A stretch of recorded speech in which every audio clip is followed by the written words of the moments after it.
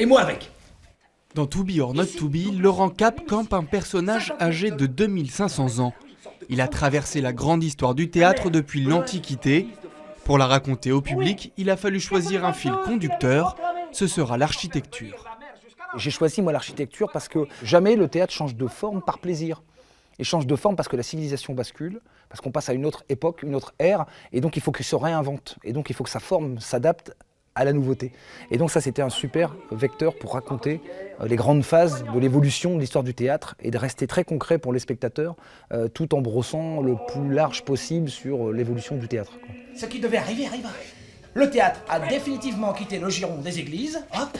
Les prêtres ont rendu les costumes et repris leurs jolies robes d'apparat. Voilà, merci messieurs, au revoir. Et on laissait la place à des comédiens amateurs.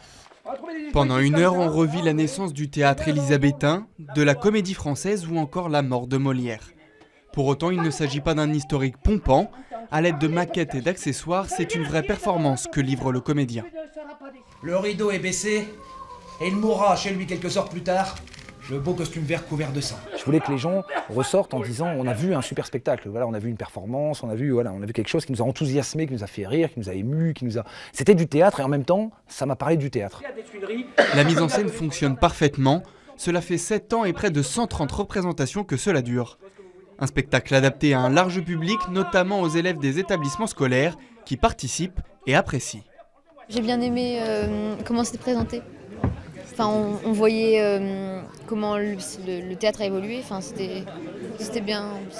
Elle était bien rythmée et tout, la pièce, franchement, c'était cool. To Be or Not To Be reviendra dans la région au mois d'avril.